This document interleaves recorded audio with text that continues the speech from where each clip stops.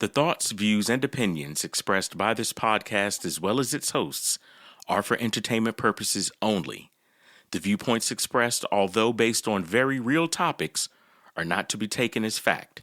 With that being said, enjoy the show. Hello, world. Hello, world. Hello, world. Welcome to Pardon the Politics podcast. We back. I'm back. Really? Yes, sir.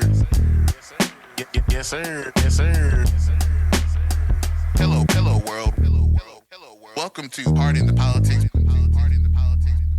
podcast. We back. I'm back. Yes, sir. Yes, sir. Really? Pardon the Politics podcast. Hello, world, and welcome to Pardon the Politics podcast, season 3, episode 19. I am your co-host, Jeezy. On one side, I have my brother, Manny. Manny, how you doing, brother? We back for another. Hey, on the other side, I got the chairman of chaos himself, Chuck. My brother, how you doing, bro? We here, baby. Let's go. Let's go. The boys are back for another episode. To our listeners, welcome. We're so excited to be, well, I don't know if I can say we're excited, but we're back for another episode. I mean, that's real, because sometimes we get tired of reading this news. Hey, sometimes it get a little old sometimes. What Johnny Bravo you say is getting really old really fast.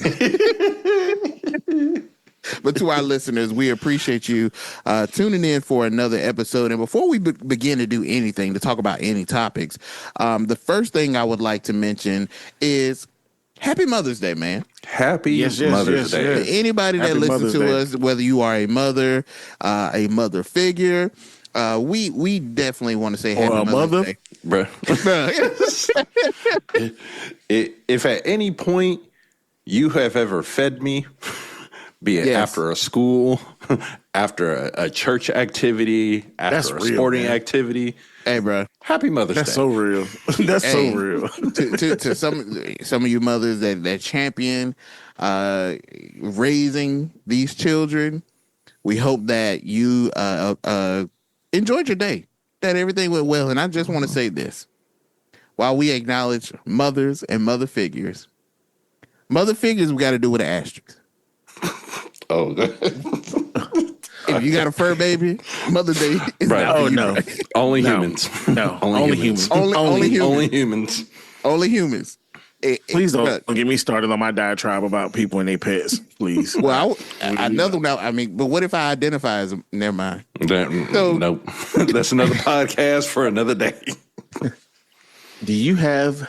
Never mind. I'm sorry.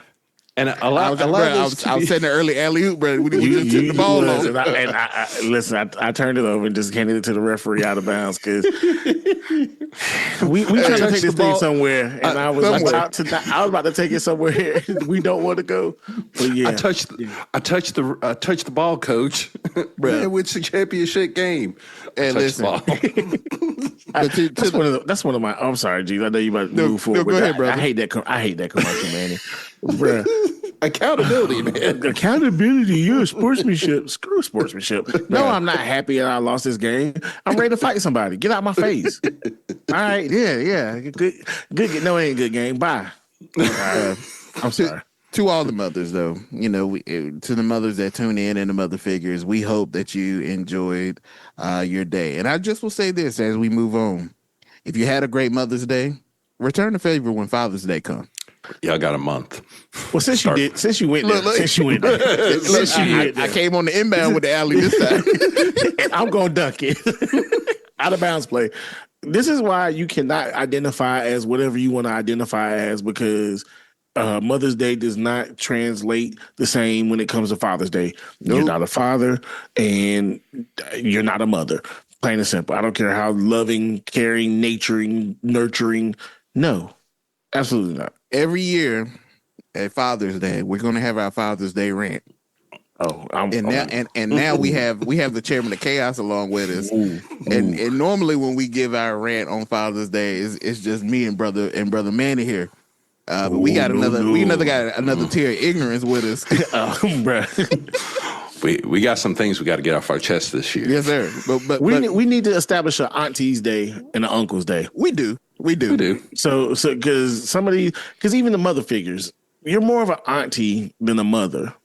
You give motherly love in some aspects, but it's more auntie. I can give you away. I can send you back home. Very true. That mother, I can't get rid of. Well, the good ones anyway. Yeah, I about to say losing Isaiah. Look, I was about to say losing Isaiah, mama definitely. Holiday Heart, that mama would trash you. That's another one. Ease by you. Look. We not going to use the observation of Mother's Day to pull out some of the trash mothers. We ain't gonna run through that. The good ones, Happy Mother's Day. The ones that may not Happy be Mother's Day. You still while you still have time, and as they say in church, and while the blood is still warm in your veins, you still have Amen. time. Yes, sir. Well, brothers, we got to get into our topics for the day, and I think the first one we want to do, we're going to take a trip, and there was a couple of primaries that took place this past week. So the first place that I want to go, we're going to travel to Ohio. So our first topic for this episode are the primaries that happened in a couple of states that we're going to discuss on this episode. And the first one will be Ohio. So Ohio is not just another state on the map. There was something that took place this past week, and I think that you can classify it as a test case of whether Democrats can win back working class voters in a state that has been recently moving more Republican over the last decade. So there's a familiar name for Democrats, and that is Sherrod Brown, who is basically a Democrat who is saying we need someone in Ohio who already knows Ohio. He has been on brand for being, pro-labor and connected to the working class voters. But the challenge is that Ohio has gotten tougher in the last decade for Democrats statewide. But on the other end, when you look at the other side, John Husted has the power of incumbency. And Manny has talked about this before in the episode, that power of incumbency and the Republican trend in Ohio and the backing of the state GOP machine in Ohio. But because he was appointed, remember that he was appointed, not elected for the seat. Democrats will try to frame him as someone who still has to prove himself directly to the voters. So my first question, and I'm going to go to Manny on this one. Do you think that Sherrod Brown, the Democrat, still has enough of the old school Ohio working class appeal to win statewide again?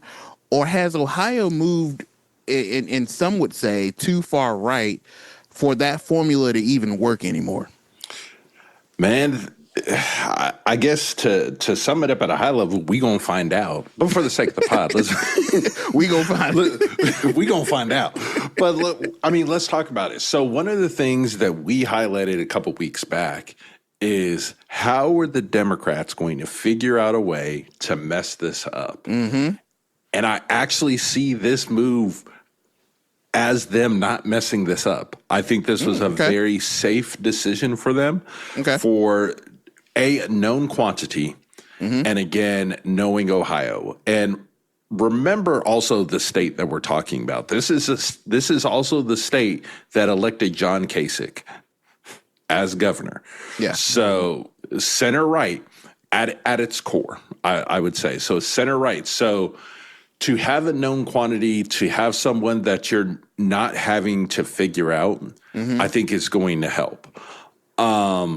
And then also the numbers, like he crushed Ron Kincaid. I think that's how you say it. Yeah. Throttle. It's one of those beatings where well, sorry. Yeah. That was egregious. that throttle was egregious. It was one of those losses you lost really bad to the point. Why did you put your name on the ballot? Like it was why that did you level. Even show up? Yes, didn't he have almost 90%, almost 89.5 to 10.5. Yeah, bro. So I think at that point we got to fight. Yeah, I gotta find some way to find my manhood. Bruh. So I think it's going to be real interesting. I think he's a safe pick. Again, somebody who's not having to really introduce himself to the voting public. And I think that is what John Husted, to your point, is going to have to do. Yeah. He's got to prove himself to the voting public. That money that's getting ready to come to Ohio from outside groups, from PACs, that was coming anyway to defend the seat. Yeah. So John is going to have to get out here and prove himself to the voting public in a time where Republicans aren't in good position. I would say they are losing position by the day.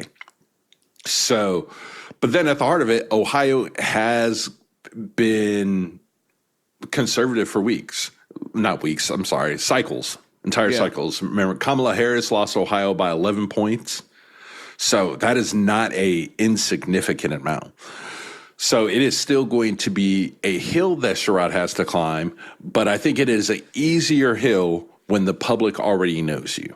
And then it also doesn't hurt that the fact that Republicans aren't doing well. Now, I think the question for Houston that he and a whole bunch of other people are going to have to really figure out is how close am I tying myself to Vivek?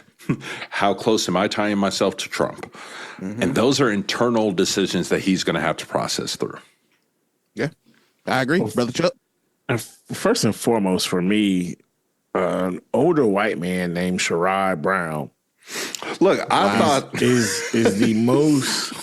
And I'm sure there's quite a few of our listeners who had no idea who he is. When Manny speaks of him being a no name and no entity, that's in the Ohio sector. In Ohio, he has an extensive history in the political space, holding at least three different levels of political power.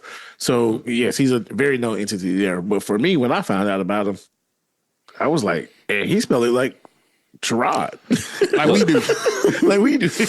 So there's been two people politically that have those names, them and Jerome Powell. I'm about to say Jerome Powell. Jerome Powell is the goat of like, I could have sworn you were black until this moment.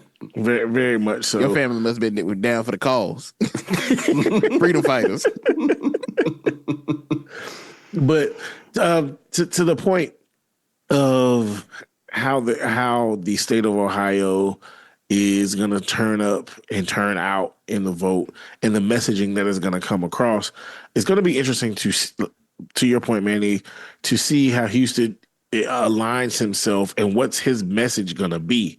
Because realistically, everybody sees where we are.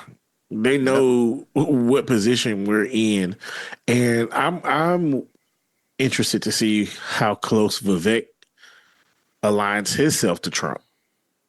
Yeah. In the general, and good brother Manny has said time and time again, not that the primaries are a breeze, but it's much easier to win that primary. But when you come to that big dance, when that big dance comes around, you have to have your ducks in a row to make sure that you can step up to the plate and perform.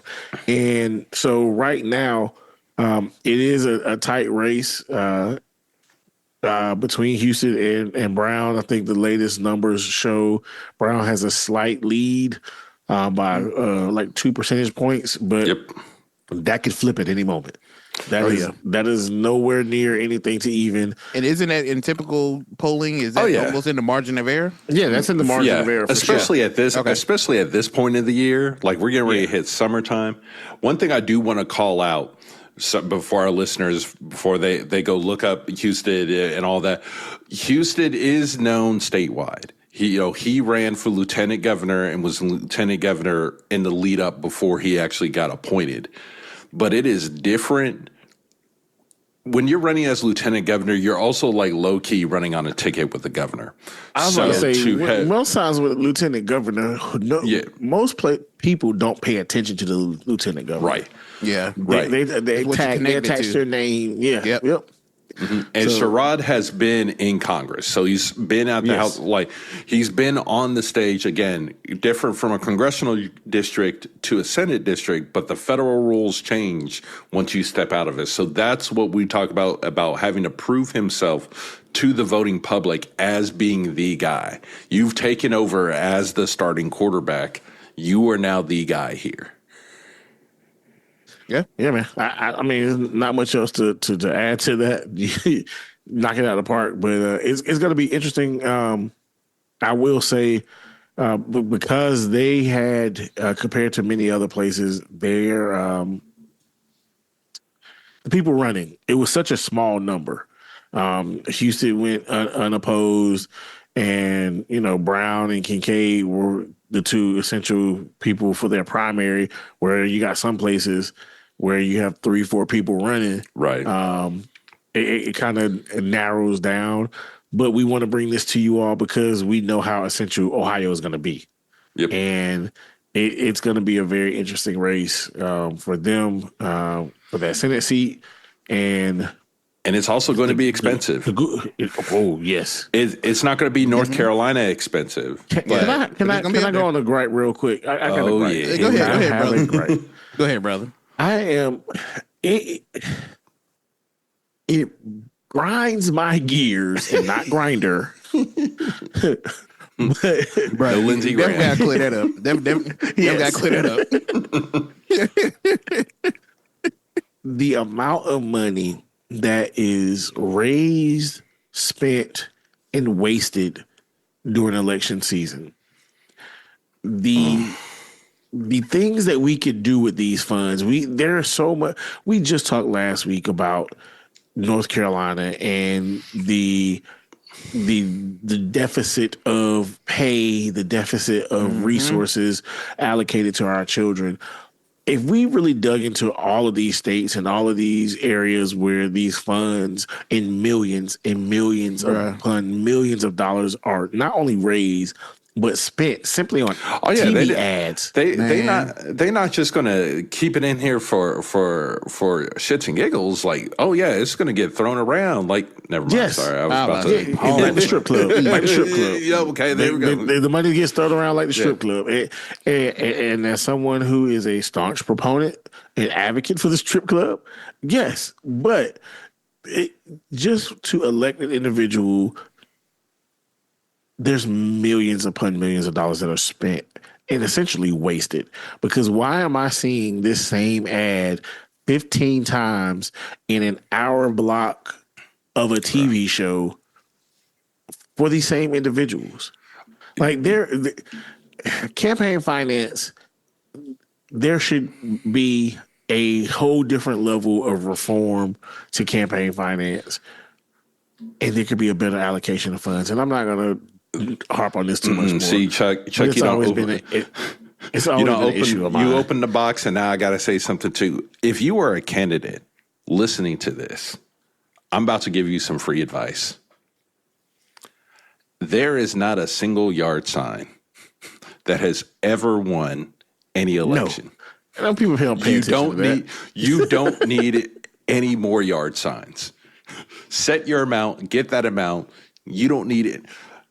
Like, so much money is wasted, to your point. Senate leadership PAC, $79 million. So I got to assume the Dems are probably coming with at least $100 billion. Yeah. And I think in North Carolina, if you think about that Senate race, I would not be shocked if $250 million is spent in North Carolina just on that race. And here's the crazy thing, Chuck. All that we're talking about now in terms of the numbers, this is all pre-redistricting. Yeah, yes, exactly. So you start talking about redistricting, there's getting ready to be a whole bunch of money that had already been earmarked for 2028 congressional races that are getting ready to get moved forward to help secure these at multiple levels. So at the state house and state senate levels across the nation, to secure these bodies so they're able to redraw these congressional seats like they need to. So we are getting ready to see money thrown like crazy. That also being said, if you are looking for a campaign consultant, reach out to the boys at the pod. We can see what we can do. Oh, yeah, we got you. We got you. We got you. Because I can show you how to spend some money. Bruh. Effectively, that is. Effectively. Yeah.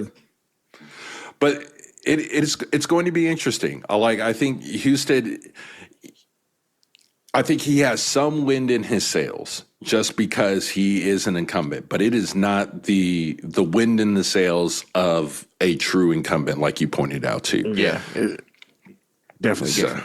Well, Chuck mentioned a name that I want to bring up, and that is Vivek Ramaswamy. Bro, the Doge castaway. I just like to say Ramaswamy. Bruh. Which, correct me if I'm wrong, but he's not from Ohio, right? Like, he just picked the state that he was going to run for, and I think that's what happened. I think, in fact, hold on, I'm about to look it up because I'm pretty certain he's not from there. But I think after he got exiled from Doge Island, is wild. No, he was born in Ohio. He was? Oh, yeah, Cincinnati. Okay. He was born in Cincinnati. My apologies. Mm-hmm. Okay.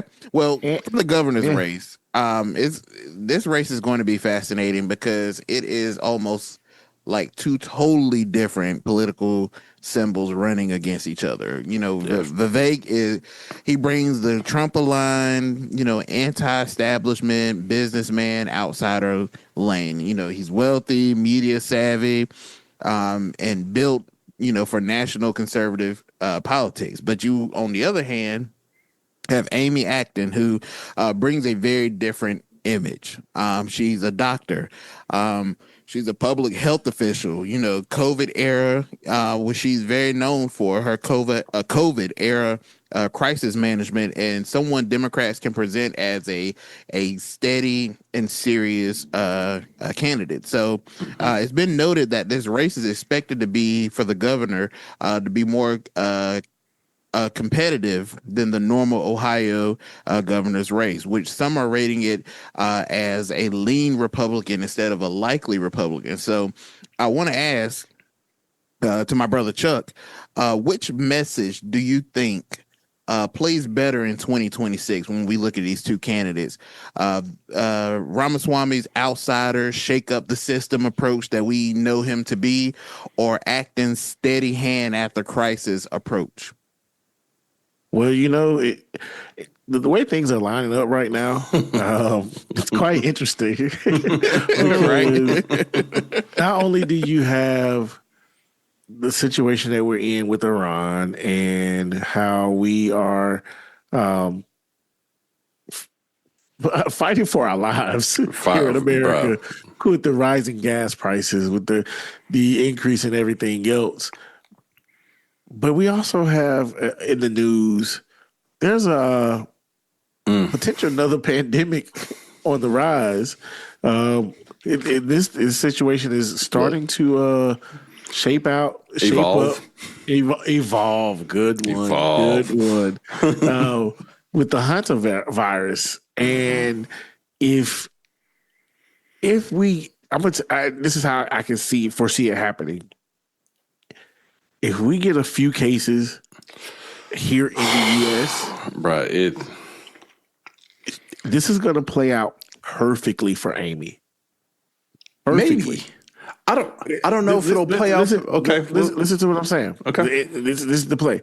If we were to get a few cases and the hysteria of a potential pandemic, another pandemic, presents itself with everything that's going on, because if they play it right, they can really leverage RFK gutting the cruise line team who inspects and makes sure that things are up to par, which was very interesting because the federal government didn't pay for that department.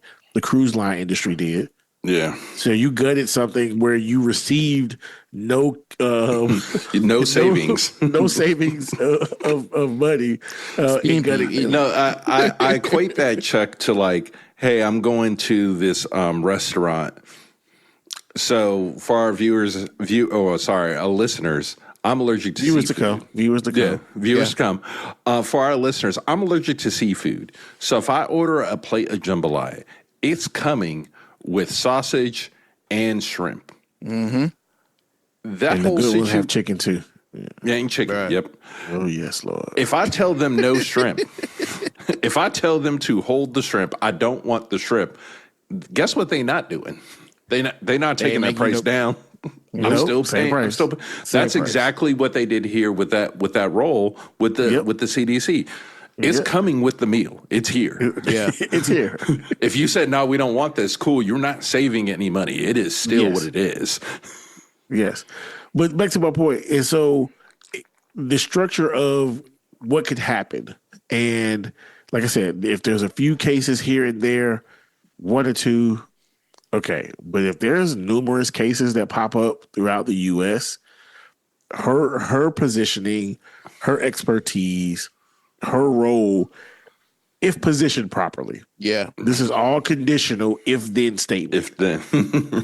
If positioned properly, then she can leverage that into what I can do and what I can be for you in this space.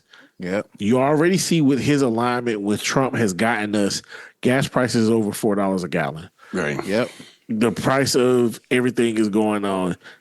We lost a whole airline because of several factors, but one of the key factors was the increased cost of fuel. Yep. Caused by this. So again, if you're a candidate and need some fantastic political consultants, holla at the boys. But it's going to be an interesting race, like I said, because Vivek has to align himself, but not too much align himself, because we're going to be honest here. He is not one of them. No. I don't we care saw how. that. We saw that day 3 of the administration when they said, "Oh no, this is not your office.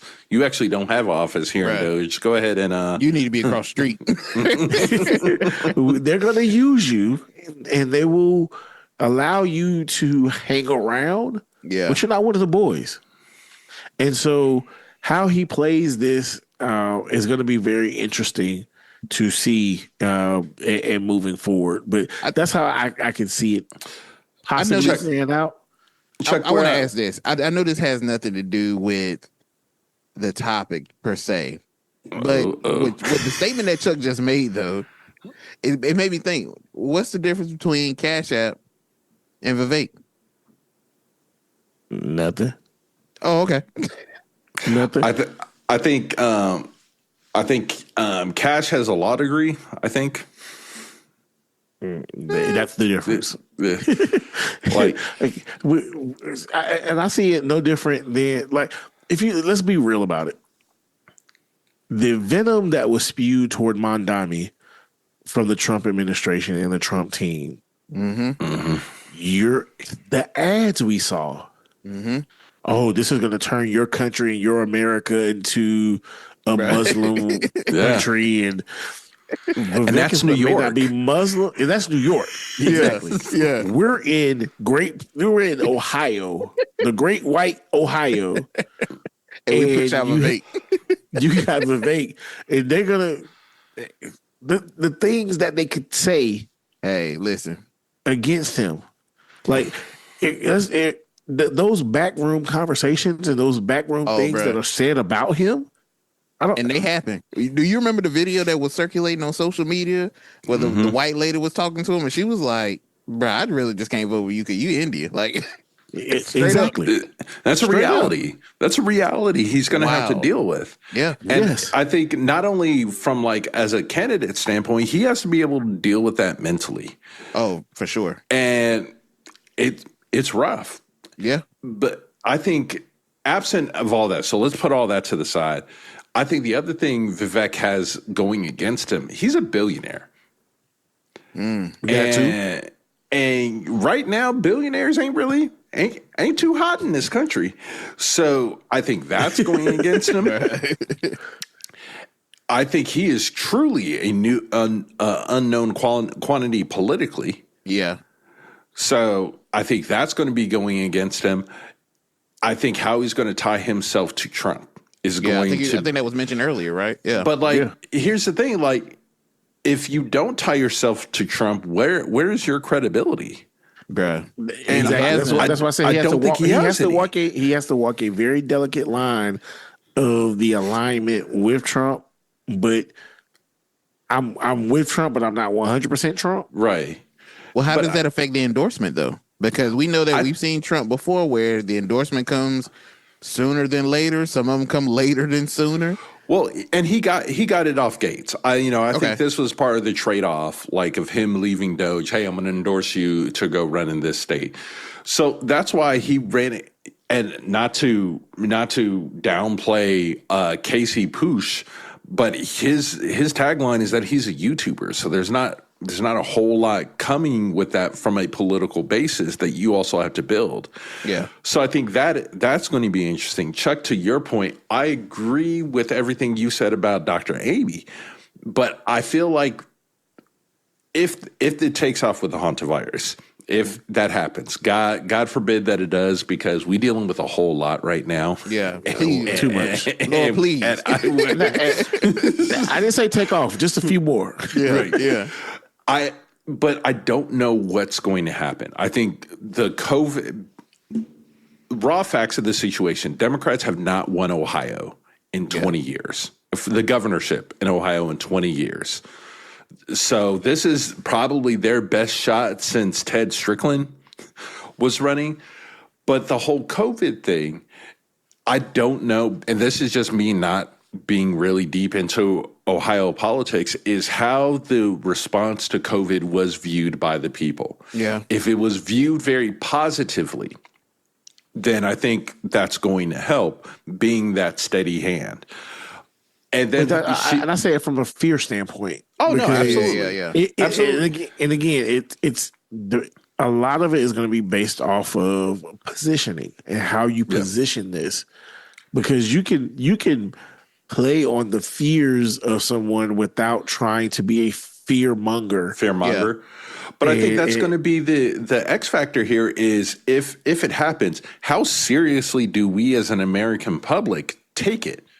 Like, do we say, oh, they said all this with COVID, and everyone's like, I'm going on about my life, whatever, I'm going to ignore this? Well, or here's the fact, am I doomsday prepping, getting 87 cases of toilet paper shipped to my house from Amazon?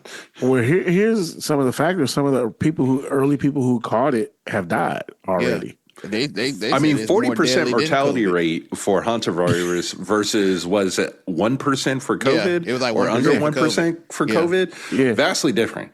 Yeah. Yeah, right? play that game you want to. and when you for me looking at it, you have Spain. Spain was like, nah, y'all not docking here, Right? No. Well, not even.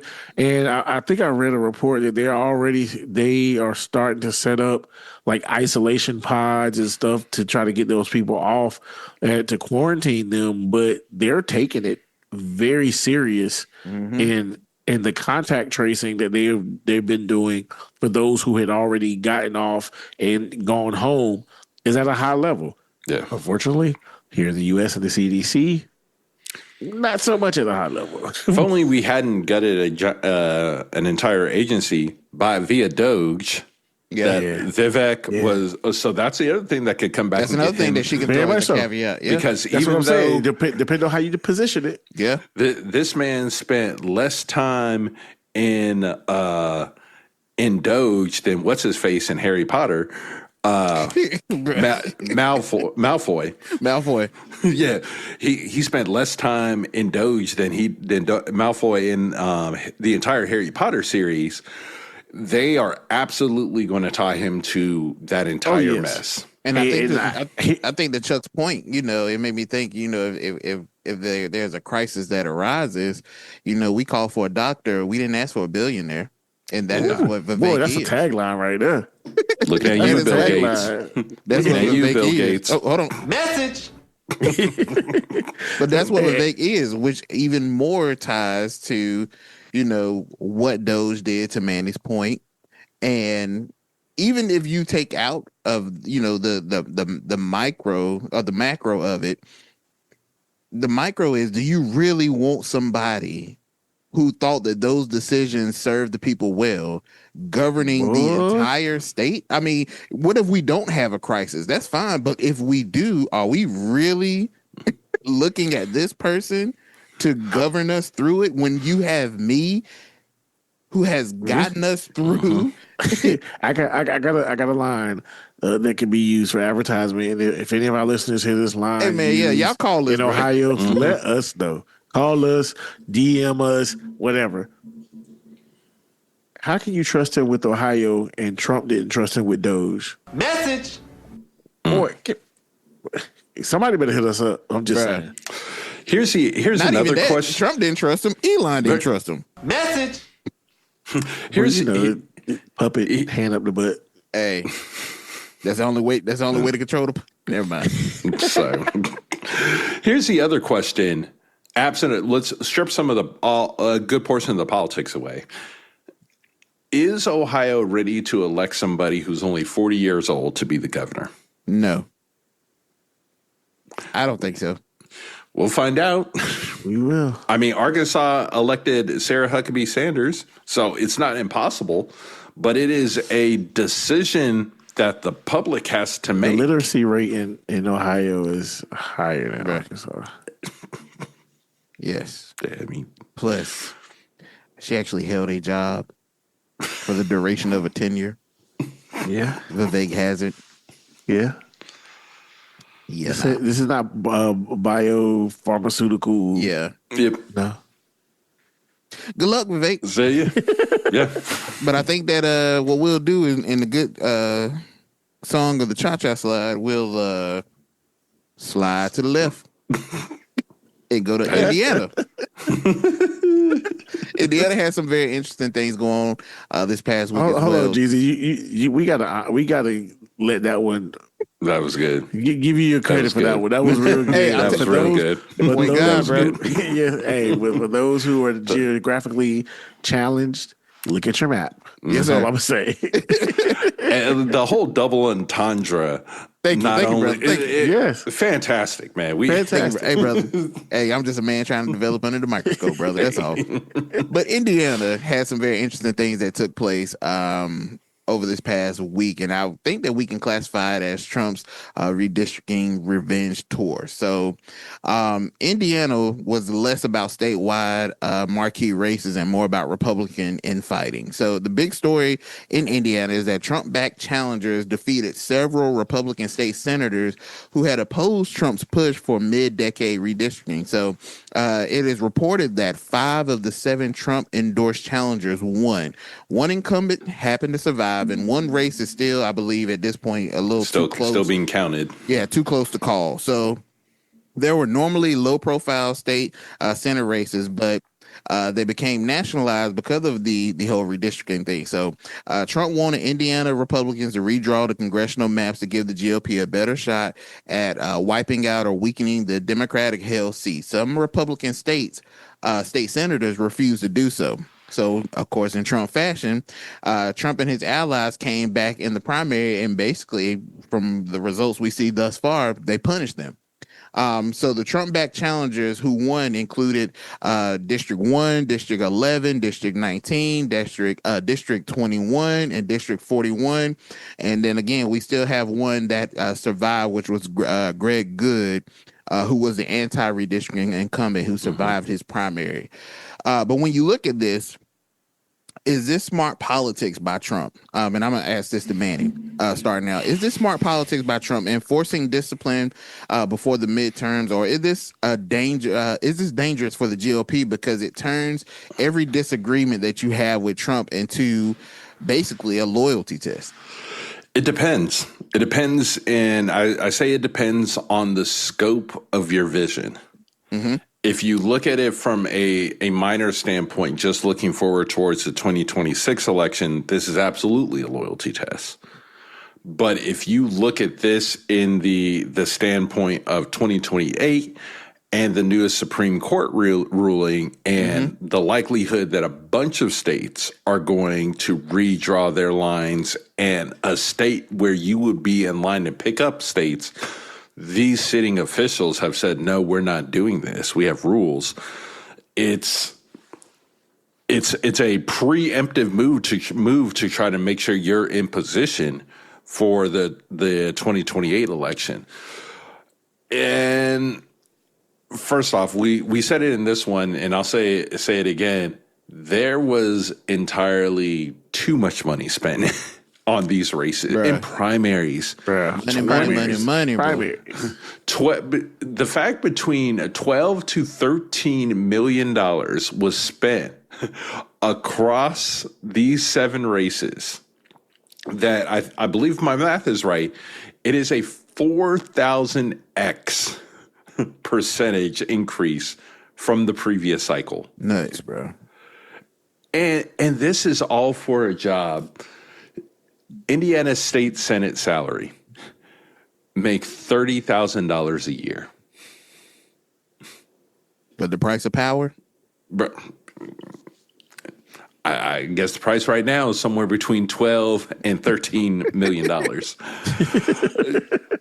So absolutely, but I think this is clearing the way. I think Trump is seeing this as a opportunity to get some bodies in here that he will have control of, especially when we're talking about that redistricting fight. And I think that's what's going to now make this ruling by the Supreme Court is going to unlock so much money at every single House, state, Senate race is going to get crazy, especially in every state where there's an opportunity to pick up seats. And there's going to be some tough decisions that are going to happen in PACs, in Democrat and Republican leadership about how much we dedicate to races to keep for the federal play. You know, how many of these races that aren't going to be close are people going to continue to raise money for, to just hand it downstream for these other races? So yes, very much punishment, but I believe it was punishment with them looking forward into what they have to do in the Senate and House sessions in 2027. Yes, 26 now, 27. Yep. Yeah. But you know, for me, Manny, excuse me, and Jeezy, to this question, although it could be, you know, backlash from Trump and not following his orders, I wonder how it would stand up in Indiana Supreme Court if they were to redistrict, because the Indiana Constitution states that redistricting must be done after the federal census, so essentially every 10 years. So although we're not talking about it on the pod this episode, that's kind of the grounds that the Virginia situation got overturned on, saying that this is what the Constitution states, and then y'all did not follow the letter of the law of the Constitution when you brought this referendum to the people and not allotting a certain amount of time frame. So to me, those who gave pushback, I can't speak to them because I don't know them as individuals. It could be from a moral standpoint, but it also could be from the standpoint of, we have this established already in our Constitution when we redistrict. I understand what you want, but you know, some people do stand to adhere to the letter of the law that they swore to take an oath against. Yeah. Well, even beyond that, and it was Travis Holdman who was in that Senate District 19. He's quoted as saying, "I did what my constituents asked me to do, and it cost me my Praise job." that man. Praise that man. Yep. Praise But that he finished- man. Which is not what you are elected to do. But he praised him too fast. He finished the quote. He said, "But that's okay. Welcome to DC politics in Indiana, because this means that's what's coming." Yeah, And this is not the very only harsh on place. that, bro. So yes, continue the praise. And then so you have that piece. The constituents, the people did not want this done because, again, Ohio is, I'm sorry, Indiana. Well, Indiana is more to the right than Ohio. Yeah. Not geographically, but you know. Yeah. So, good point. but this is not what the people, and again, easy to win a primary, hard to win in general. Yep. So Well, if your people are saying we don't want this done, and that's going to be your tent pole about why you're running, they go. That's a dangerous game to play. The backlash, yes, sir. Message.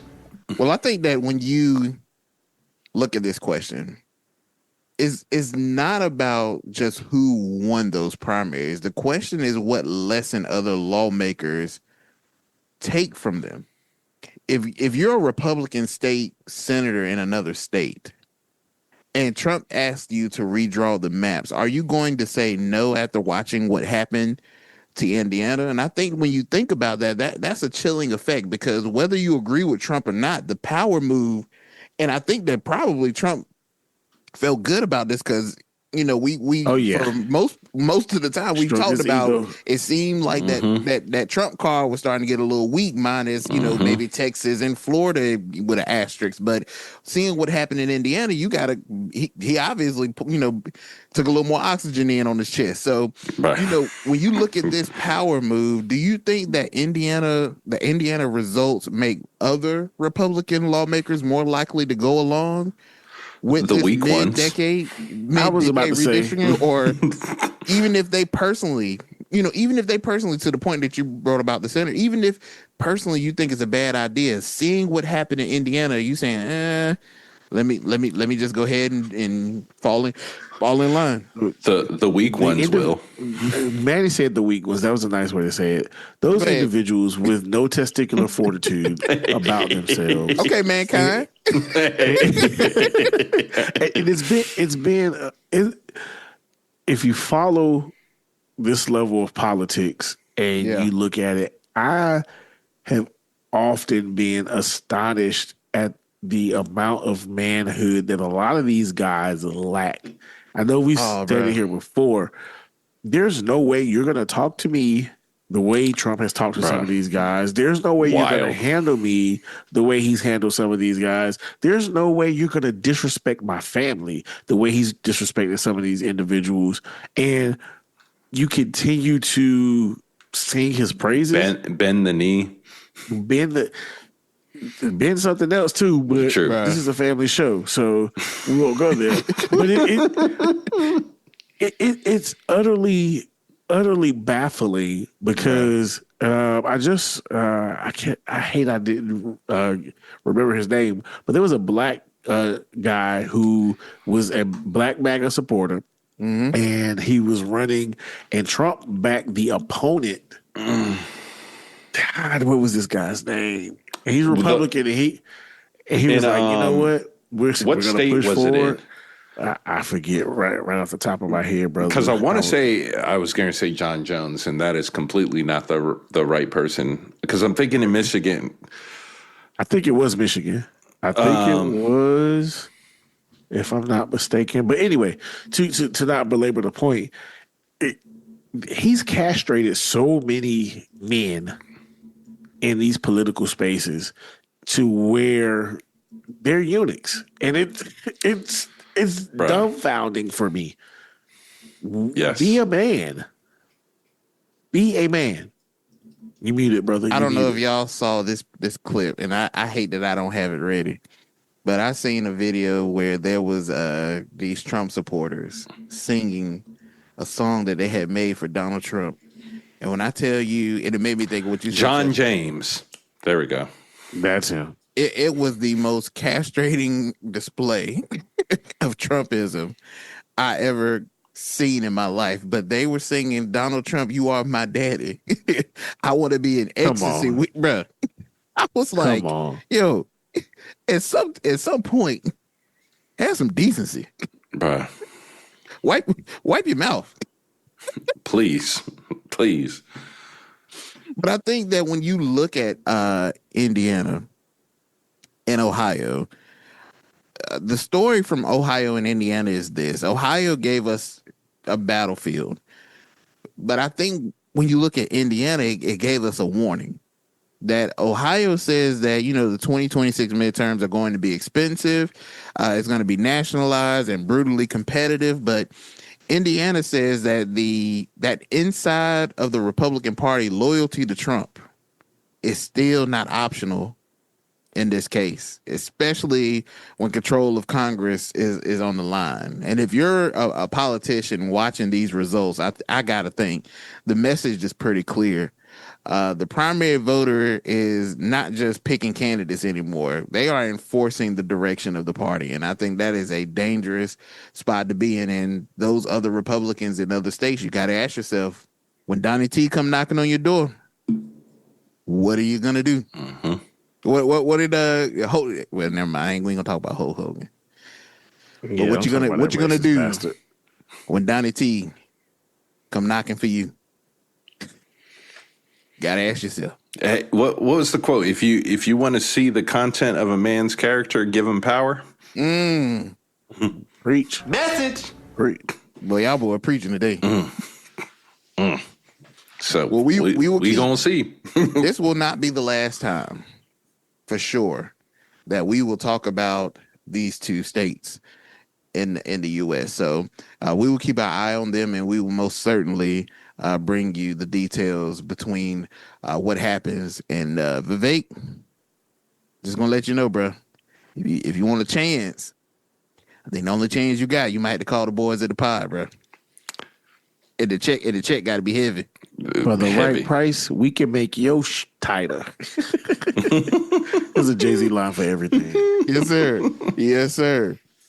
All right, so to our next segment, I want to go to something that I believe everybody feels, and that is the economy. So let's talk about your pickle. Oh, sorry. sorry. So let's talk about the economy, because this is one of those moments where headline numbers and people's real lives are telling two completely different stories. So on paper, we see one thing, but when we look at the average day-to-day life of Americans, there's something totally different. And I believe that you have a lot of Americans saying, hey, look, something here isn't right. So before we even dive into this, I want to ask you, and I'll start with you, Mandy. Is the economy getting better, or are we just getting better at surviving a bad economy? That's a great question. I'm gonna answer both of them. It depends who you hold are. On, first of all, you answered that like we was on the debate stage, like I was a moderator. That's a great question, and I'm gonna answer both of them. Bro, that was a debate stage response. but go ahead, brother. It depends. It depends. For that first part, it depends on who you are. I think economists and people have been saying for years that we are stepping towards a K-shaped economy, where if you're already doing well, if you own stock, if you have disposable income, like things are looking up for you. It is. You're probably not as free flowing as you want to be, but like you're comfortable. Where on the other side, if you're not in that situation, it's a far different economy for you. And I think ultimately for those people who are on the other side of the economy, the ones who don't have $1 million of stock, which is none of us on this call. But if you're not on that side, I think the American people are a resilient people. So I do think we've gotten better, and people get better at surviving. Nothing about poverty, nothing about bad economic times, nothing about not being able to pay bills, nothing about trying to make a decision between medication and food. None of those are easy decisions. But what we've seen historically from the American people, we tend to be kind of resilient. So I think we get better. We get more innovative. And so, yeah, I do think we've just gotten better. We end up figuring out how to compensate. Now, are we better because of it, or were we worse off in the long term? I mean, probably. I survived a car crash, but that doesn't necessarily mean, you know, the my physical. back ain't sore. I got Right. The physical is healed, but that doesn't mean I'm mentally okay from all of this. Yeah. You know, you think about someone who's been laid off, and the mental part of being laid off, of having to go through all that. It's a rough spot to be in. I've been in that spot. It's rough to deal with. Yeah. Are you dealing with the pain and the ramifications of that? Does that just end after you get a new job? No, it doesn't.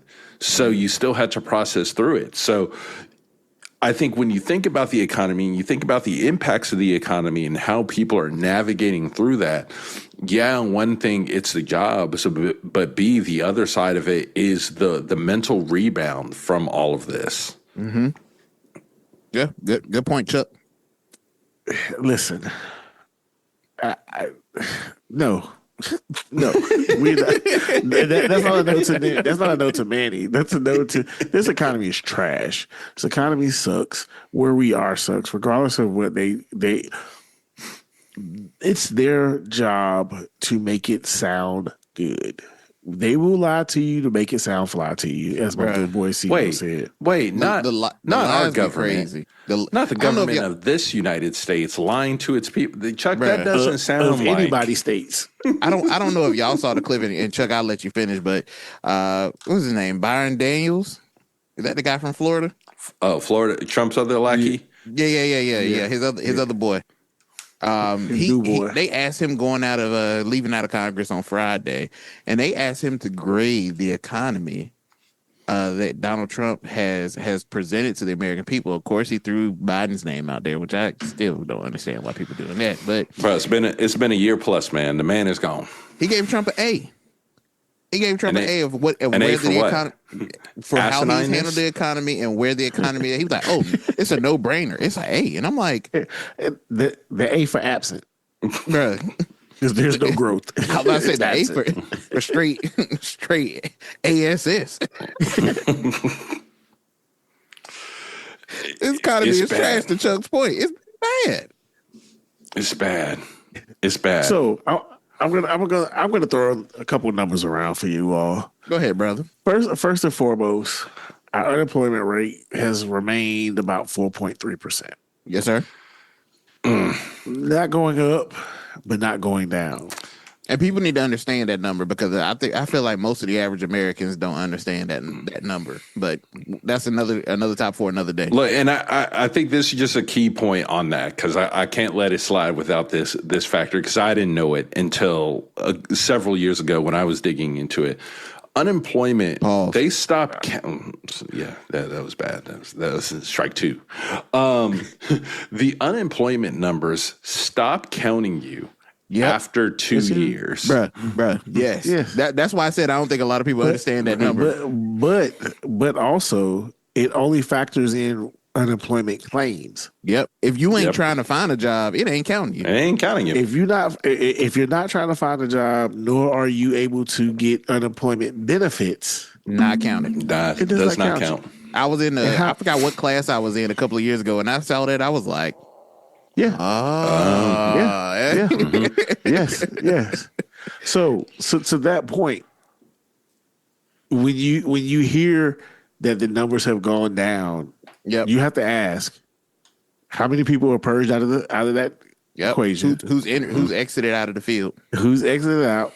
How many more are coming in? So if it's sustaining, guess what? There's an equal amount of those entering in as those are purging out. Yep. And Chuck, on top of that, to me that means stale. Well, on top of that, moving. This is May. This Mother's Day weekend, one of the highest. I think most colleges have their graduation. Yes, graduation over the past 3 weeks. Yes, we got all these new people getting ready to hit these new people into the workforce. Yes, but to my point, so the job numbers came out. Hey guys, we have some April job numbers for you. We had some higher than expected growth in the job sector, which reported 115,000 jobs added in April, almost doubling the expectation of 65,000. Stronger than expected. Wonderful. Wonderful. Fantastic. They even revised the March numbers and bumped it up another 7,000. 7K. It came in at 178,000. Oh, we're going to bump this up to 185. The February numbers, though. It's going down. You remember when we said we lost 133,000 jobs in February? Nah. That was wrong. We lost about 156,000 jobs. So I say all that to say we're operating in the deficit. Bro, number facts. one. Thank you. Number two, the driving factor for our job growth is the healthcare sector. And I've talked about this before on the pod. Yep. And that's a false positive because, well, number one, it's not the high-paying healthcare jobs that are doing the hiring. Yep. It's ambulatory services, it's home health aid. Those are the major factors that are driving this portion of it. But also, there's this thing called the Big Beautiful Bill that the effects of it has not fully materialized. The Medicaid and all that kick. That exactly. And who pays for most of these ambulatory and home health services for individuals? Medicaid, Medicare. So once we start impacting that sector, and I know it's been discussed here numerous times, what it's going to do to the rural areas, these hospitals getting shut down, these urgent care facilities. So many people are going to be impacted. Yep. But also, I want y'all to realize something. They're talking about all this job growth. And I ran these numbers. Just in April alone, the month of April, from April 1 to April 30th, take a guess how many jobs were announced to be coming to an end just in the month of April. Brother Manny, give me a number. I'm going to go with at least 18,000. Okay. Brother Jeezy? I'm going to go to 19.5. Brothers, in the month of April alone, U.S. employers announced 83,387 job cuts, which is a 38% jump from March. Damn. 83,000. Wrong. So if you've added 115 and you're already operating in the negative. Hold on, let me I've been count my fingers, my toes. I think we had a loss, bro. Well, and also if we to add on to that, looking at other places where there were growth in this report, leisure and hospitality and construction. Yep. Yes. And guess what? Two places take a hit if we go into some type of recessionary kind of situation. Construction and the cost of fuel. You don't think that's going to slow construction? I hadn't even gotten to that space yet because I was going to speak to the 17,000 people who just lost their job this past Saturday. Bro. 17,000 people, your job pulled from under you. And yes, there's several factors in it. For those who don't know, I'm talking about Spirit Airlines. There's several factors that play a part into that. But one of the things that they said was one of the most recent impacts to them ceasing operations is the rising of jet fuel cost that has almost doubled. Man, that jet fuel, that price is crazy. Doubled. Crazy. Since the start of this Iran conflict. Doubled. We just got our last... Go ahead, brother. But Chuck, the S&P is at record highs. And so is the B and the S. That's high as well too. So is the B and the S. So in this, to the listeners, how do you feel? How does your personal economic space feel? Well, I think Chuck, to that question, I want to bring up something that I think we are feeling, and this is connected to that question to our listeners is inflation. right? Inflation is still the biggest problem.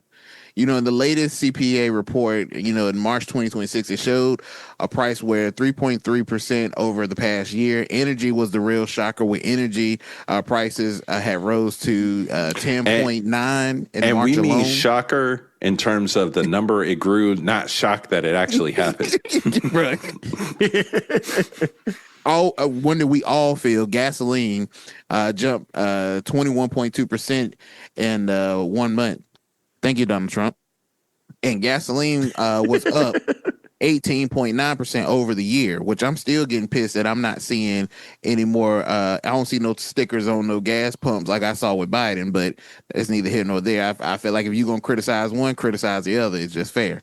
But core inflation, which excludes food and energy, rose 2.6 over the year. So the important note is that the April CPA report is scheduled to come out, I believe, May 26th. So, May 12th, which will give us the freshest official inflation number that we can see right now, because right now we're still looking at March.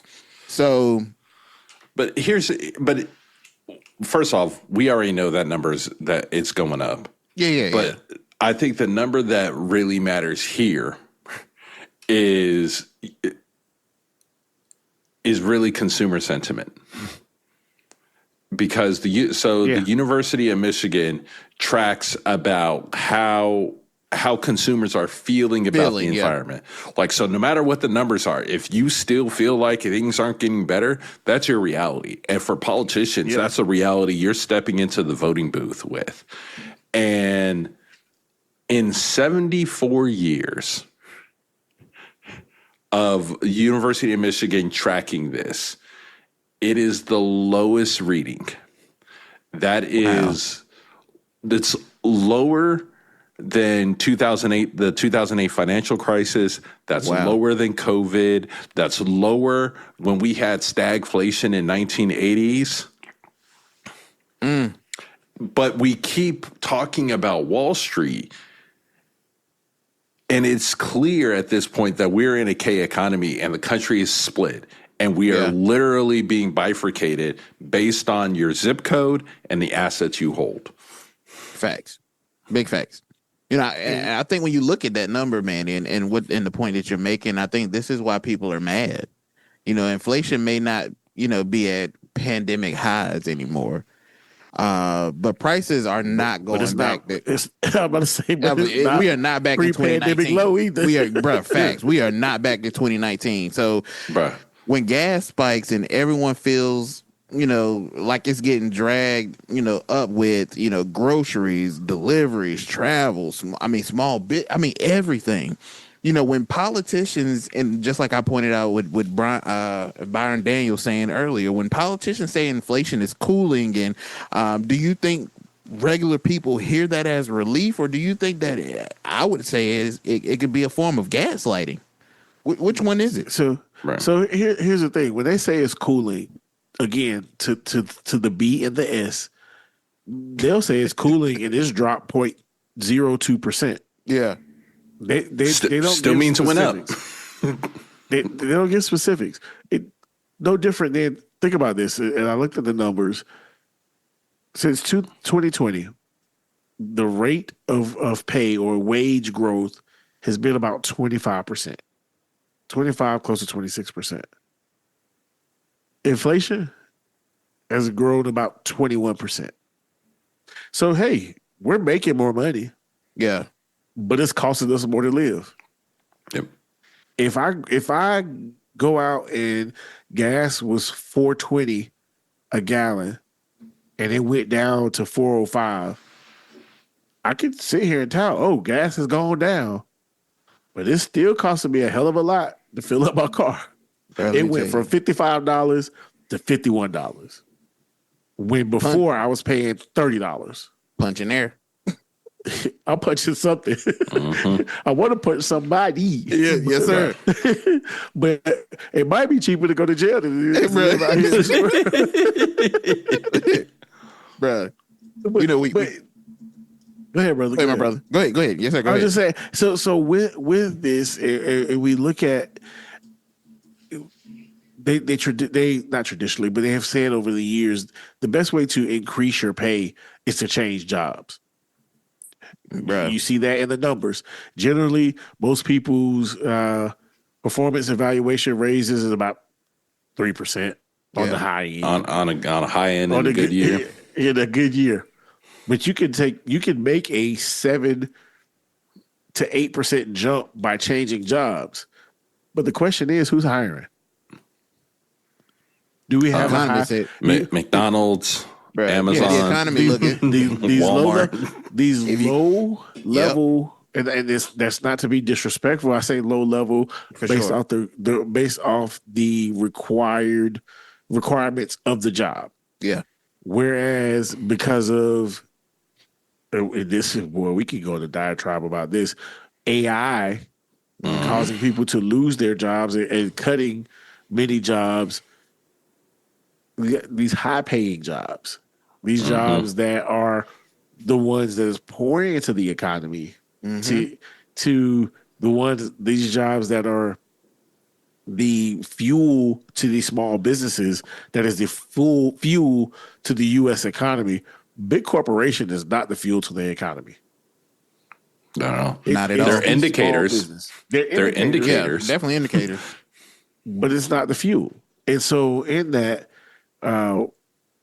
there's no way you can feel confident when the buying power of my dollar does not get me nearly enough. I saw somebody post a few years ago, I could get one bag of groceries for $100. Just the other week, I get one bag of groceries for $150. Bro, let me tell you, that doesn't make me feel any better. I heard a good old gospel song that used to say that times is hard and friends are few. And one thing about it, them bills, they always be due. But what all of this signals for Americans, I think for everyday Americans, the economy signals 4 things. The first thing is that job security matters more than job opportunity. I think if you got a job right now, you might be okay, but there's not. You might not want to step outside on that porch. At all. I think second, inflation is still, the main political problem. Even when inflation slows, the higher prices and the high price level still remain. So people do not feel better just because prices are rising slower. The third thing is that, big purchases are still on pause. When you think of homes, cars, major appliances, renovations, vacations, they're harder to justify when rates and prices remain elevated. I mean, to go on a flight, my Lord, is insane. And that's why RIP to the Spirit hurts. RIP to Spirit. And the loss that they took, because that was an option no longer there. And then fourth, the 2026 political conversation will be, in my opinion, about lived economics, not just the charts, not just the stock market, not just the GDP. The question, I think, honestly, will be, do people feel like their life is more affordable than it was last year? And when we already have seen a president already begin a rhetoric by starting with affordability being a hoax. I mean, listen, you got to, as an American, I don't care who you voted for. If I'm struggling to afford and I can't afford something and somebody tells me that this is a hoax. We're not talking about luxury. I'm not asking to live in the penthouse suite. I'm just asking that when I come home, I'm not trying to rub pennies together to provide for my family. Can I get something? Can I save something? There is more month at the end of there's more month at the end of the month than there is check. Bruh. Gee. Message. Bruh, that's a good one, man. Yes, Lord. Yes, Lord. That is the reality of a lot of Americans.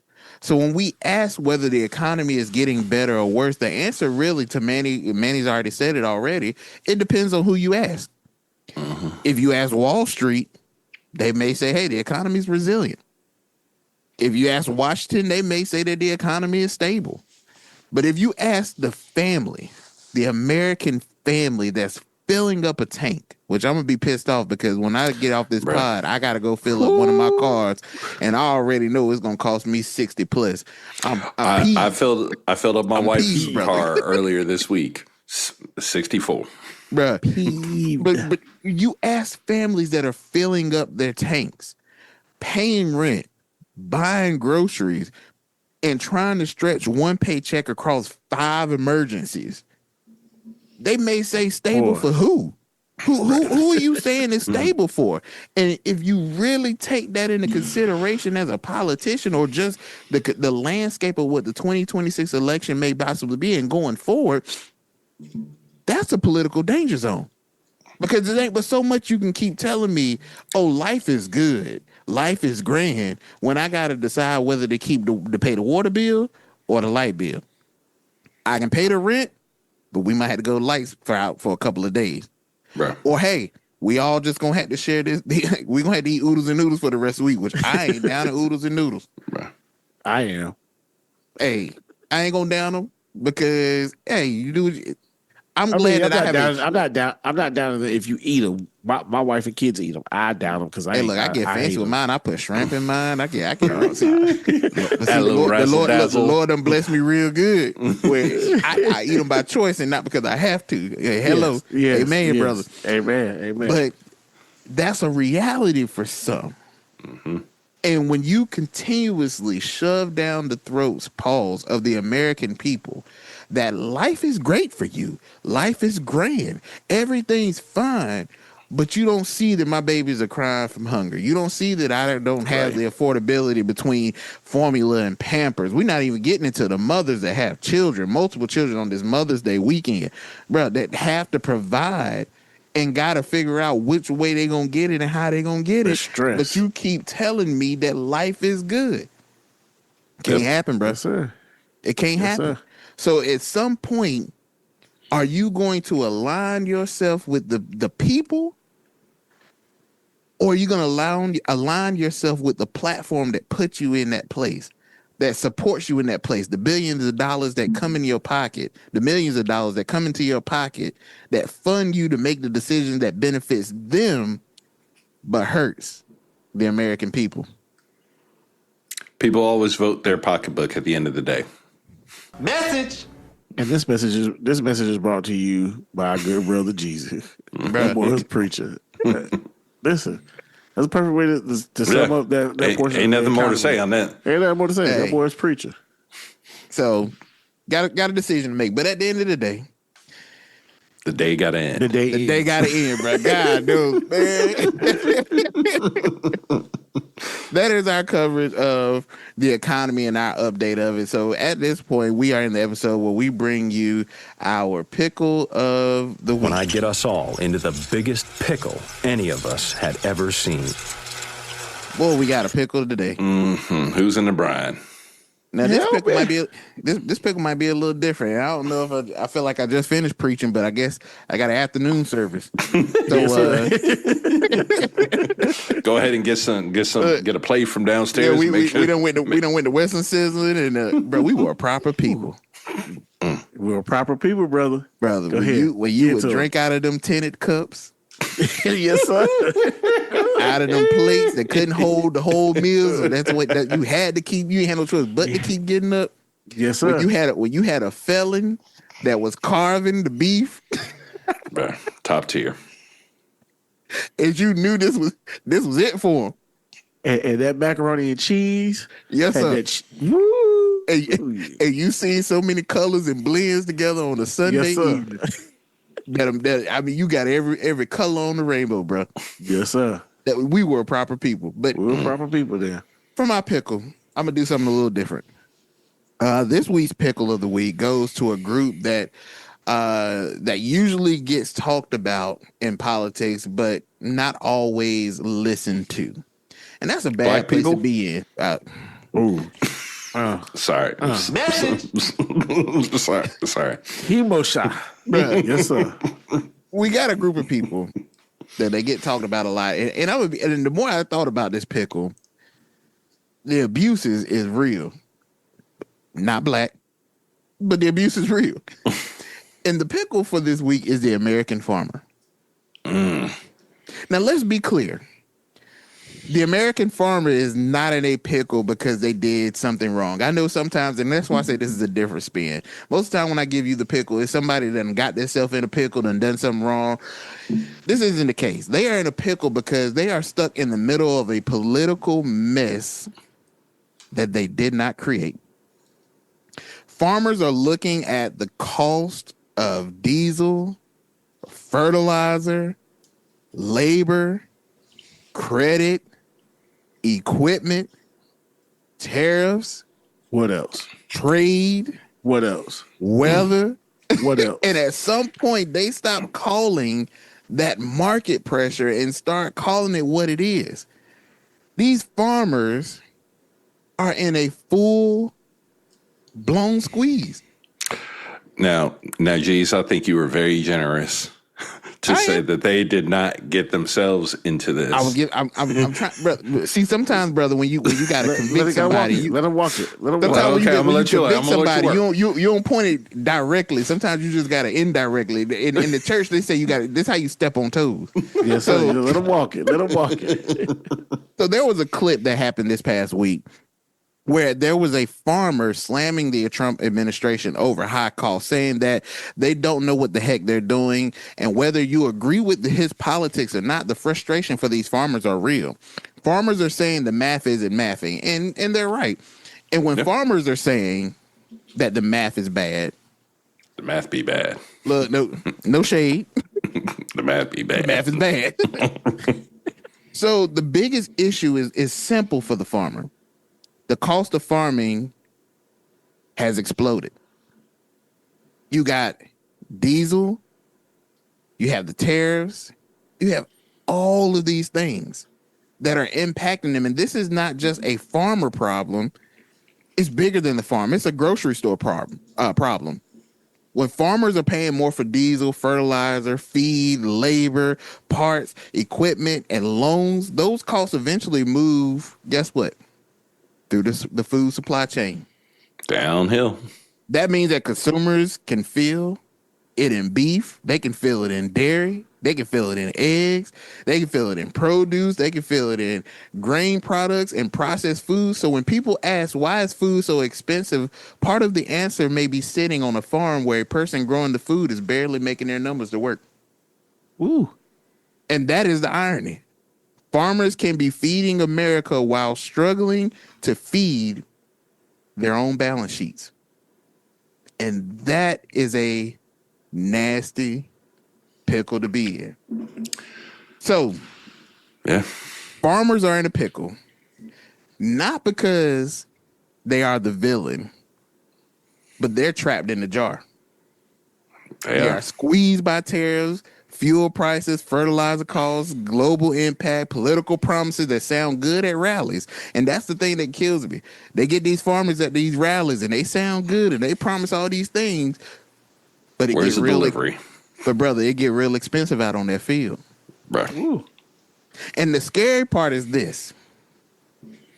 When the farmer is hurting, America does not feel it right away. We feel it later. At the checkout line, at the dinner table, and at the price of feeding our family. So to Washington, I would say this as a message from the farm. Stop treating farmers like campaign props and start treating them like the backbone of the food system here in America. Because if people growing the food are drowning in costs, eventually everyone else is going to taste it. Facts. A farmer right now is like inviting him to the cookout, charging him for the meat, taxing him for the charcoal, giving him a tariff on the grill, and asking them why they complaining. You're at the cookout. So the farmers, the American farmers, you're in a pickle. You're in a Not pickle, because man. you did anything. Because at this point, I think you may be the one people. Well, no, I'm not going to say that. And where you're at, you may be the only ones that are stuck in a jar and you can't get out. Yeah. Well, I think I see where Manny was going earlier. Yep. They did put themselves in this pickle, John. Look, the only thing on that list, G's, that I don't attribute it to the follow up of your own decisions is the weather. Oh, for sure. Everything else here was a clearly avoidable situation. But I want you to as the American farmer to sit with that. yeah, you got to sit with it. You got to answer. You got to sit with it. Because when you say, "Well, why am I in this position?" Ooh, the conviction. See, you ain't always got to speak directly to it for the conviction to happen. Just sit there. Sometimes something in the midnight hour Stirs up in your spirit. Something to stir up in you. The spirit. Yes, sir. Yes, sir. That'll speak to you. That'll tell you and convict you of what you've done. Yes, to sir. our American farmers, I hope that you take that pickle and let it use you like it should. The doors of the church are now open. Yes, sir. Yes, sir. To our listeners, we've reached the end of our episode where you guys know we like to give you our spotlight of the week. So I'll go to you, Manny. What's your spotlight of the week, brother? Man, so on May 7th, some updated things happened. The USDA published a final rule overhauling stocking standards for all SNAP authorized retailers nationwide. And what we're seeing in these standards is the largest requirement updates since the 2014 Farm Bill. And conveniently, all of these new rules are going to go into effect November 4th, 2026, the day after the midterm elections. And yes, you might ask what they changed. So what it essentially means is that the requirement of what businesses and companies have to do to keep being eligible to accept SNAP benefits from people who are paying has changed. So the old rule was at a minimum to be able to accept SNAP benefits, you had to have 36 staple food items across 4 categories. That's proteins, grains, dairy, and fruits and vegetables. Only 2 categories were required to have perishable items, and then snack foods like chips, beef jerky, protein bars, and ice cream also help count towards that minimum. Well, under this new rule, the minimum is they have to have 7 varieties of each of the 4 categories. Ain't gonna happen. The perishable food is now required in 3 categories, going up from 2. They've closed that snack food loophole, so chips, candy, donuts, ice cream are all reclassified as accessory foods and no longer count towards staple food minimums. And RFK has said this rule puts real food back at the center of SNAP. And why I highlight this is policy that reads very good, but has real impacts that most people aren't thinking about. So in terms, yes, requiring perishable foods, requiring fresh fruits, that very, very important. Yes, more variety for consumers. Yes, this all reads very good. And your large stores, your Walmarts, your Krogers, your Publix, your Food Lions have already exceeded those by margins. Like they're good. They're no risk. But what that does hurt is your local businesses, your smaller businesses, and this concept of food deserts. Now, you might have heard the term food deserts before, but food deserts, it's classified as a low-income residential area with limited access to affordable, nutritious foods, specifically fresh fruits and vegetables. And it's typically defined by the absence of a grocery store within traveling distance. And they classify traveling distance as 1 mile from a supermarket in an urban area and 10 miles in a rural area. So you guys probably all heard this and be like, what does this mean? Well, ultimately, there are going to be a lot of small corner stores that used to be able to take SNAP benefits and lessen the amount of food deserts that we see across the country, lose the ability to be able to accept those. So not only do you get a potential impact to small businesses, you see a major impact on the people being able to access any food. So now you have SNAP benefits, and now you can't get to a place that will be able to accept them. And before we go ahead and, completely hit the Trump administration about this, he's not the only one. In 2016, the Obama administration finalized a near identical list of restocking changes in its last 40 days. And what happened is retailers, legislators, and food advocates challenged the rule and stopped it. This finalization basically finalizes that framework that was set up in 2016. And ultimately, man, here's the question. How many of these small, corner stores, independent grocery stores, bodegas are going to be impacted? We're already talking about the economy struggling, small businesses struggling. We don't have a national number about how many of these small corner independent stores actually exist because nobody counts it that way.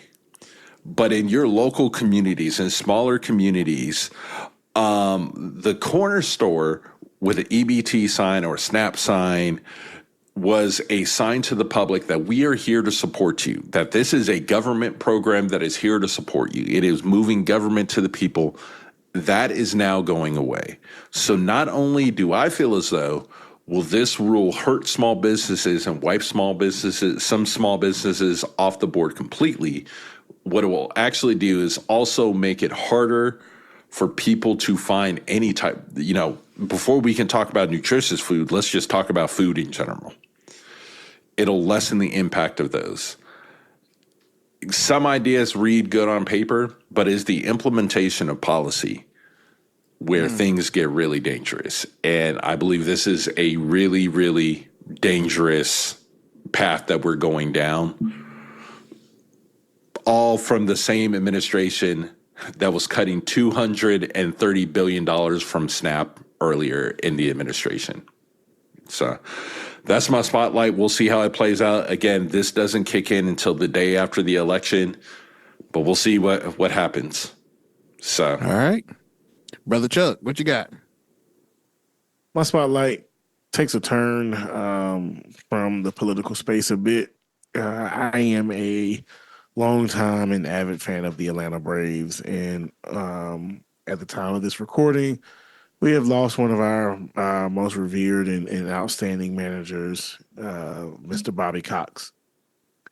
He was 84, I believe, had congenital heart failure, a couple of different things. But she lived to 84, a nice long, it's a long, blessed life. Seen a lot of days. But not just him. The former owner of the Atlanta Braves, Mr. Robert Edward Turner II, or the third, excuse me, most notably known as Ted Turner, passed away earlier in the week. And so my spotlight is more so about Ted Turner for his contribution to the news space. Ted Turner was a media mogul who was the founder of CNN, the first 24-hour cable news channel. In addition to, he founded WTBS, which later on spurred and pioneered the Superstation. This concept in cable television where you can get any and everything on there, and which gave us the likes of TBS, TNT, many of you who love Cartoon Network, and turn WCW. Hey, bro, why you stepping on my words? Sorry. Let me sit down. I'm gonna go sit down. Jeez. But yes, this is where I was headed next. But he also, in 1988, purchased Jim Crockett Promotions and converted that to WCW Wrestling, which was the time period where I was. Promotion. I can hear Dusty Rose saying it, right? Yes, sir. Yes, sir. During the height of my fandom in wrestling, I was a big WCW fan, and the height of their popularity, the mid '90s to early 2000s, when they were in their war with then WWE and the Monday Night Wars. You had Nitro, you had Monday Night Raw. Some of the highlights of school and life, where you went to school the next day and you had your factions, and what a time! What a time! Little known fact: Ted Turner also was a pioneer in the creation of our beloved Captain Planet and the Planeteers. Hey, I didn't realize that. I didn't know that. Yes. Okay. He was such a staunch conservationist, and he actually held the largest private owner of land in the U.S. up until, I want to say, 2011. He was the largest single land owner, where he used this land to have ranches to repopularize bison. And something that I did not know prior, Ted's Montana Grill is is Ted Turner. We got one in Durham. Yeah. I didn't know that. Okay. They popularized with the bison burger. So yeah, I just want to acknowledge Ted Turner and the same like my boy Bobby Cox, but Ted Turner in his monstrous contributions to not the television space, but also the news cycle. He had a rivalry with Rupert Murdoch. And for those who don't know, Rupert Murdoch is the founder of Fox and Fox News. So two media conglomerate moguls that it stretches back to like a yacht accident. Bro, you're like, bro, that's such a rich man. That's such a rich man beef. I want to have beef like that in life. Yes, and you actually can see the stemming of that beef and how it played out in the broadcasting of CNN and Fox News, even to this day. So, yeah, my spotlight is Ted Turner. Thank you for your contributions to television. Thank you for your contributions to the news and 24-hour news service.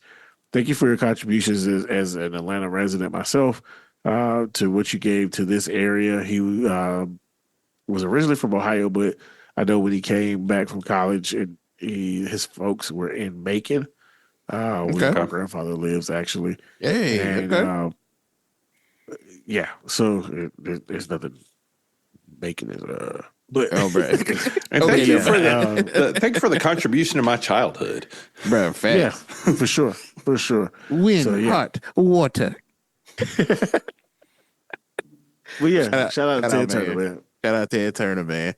Well, I'm gonna follow in a similar light of acknowledgement that my brother has done, and I was gonna talk about another topic, but I think I'm gonna save it for the spotlight another time when I can really get ignorant with it. But I will say this, and it's been mentioned before, with this being Mother's Day, another thing, a lot of what's taking place this past weekend was graduation.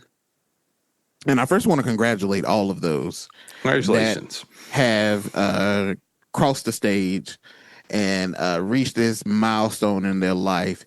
And it's a major accomplishment. And I wanted to say shout out to you getting to that finish line, whether you got over that finish line in clean, clear fashion, or you got over that finish line winning and wounded. At the end of the day, you got over that finish line.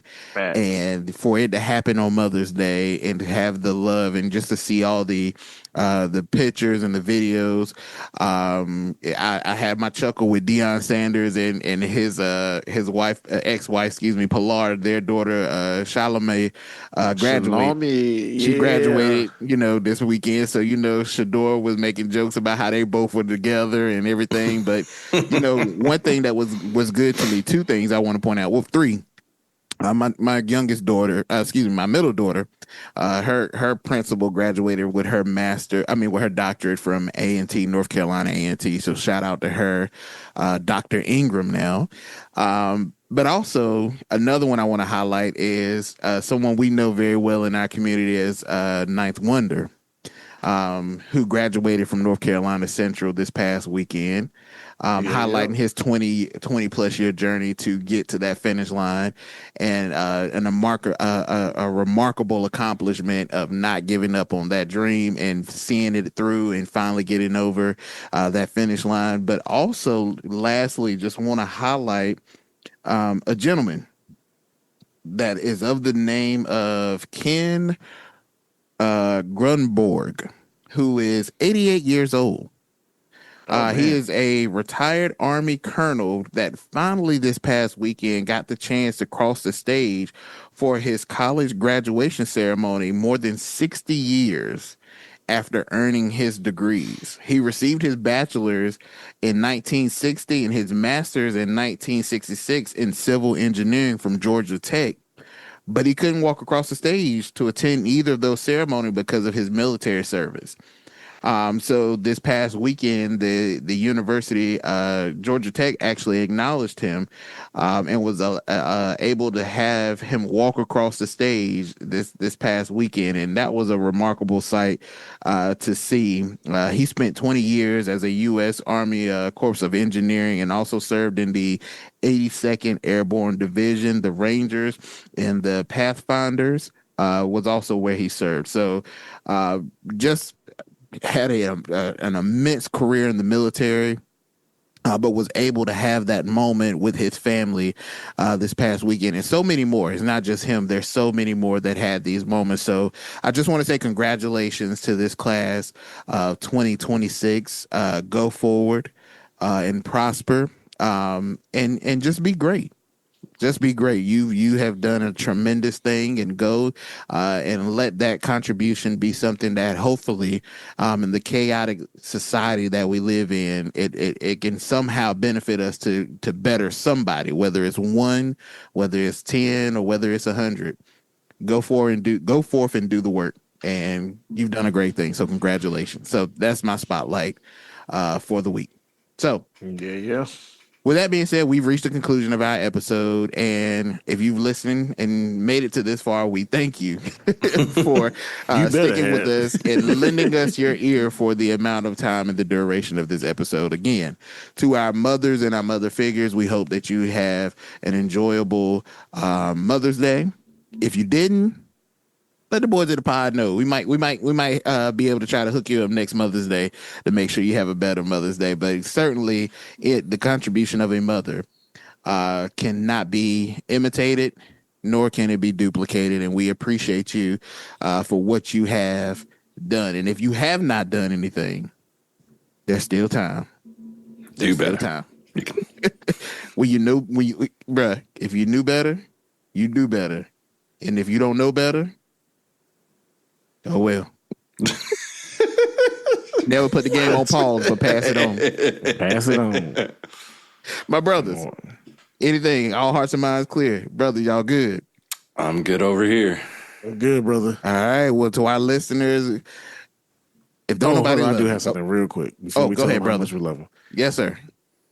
Listen, I know we got in the uproar last week. We should be in the uproar, and there's continue to be more uproar about what happened with the Voting Rights Act and yes, Section sir. 2 and the redistricting of these different areas. Get your butts up and vote. Get out and vote. Get out and vote. Don't let them steal your voice. Get out and vote. Simple as that. That's all I have to say. Amen, brother. Amen. So to our listeners, when this episode finds you, if don't nobody love you, just know the boys here at the pod. We love y'all. We holding your hand real tight when we say this. We love you and we mean it. Take care, world, and we'll see you at the next episode. Peace. Peace. Peace.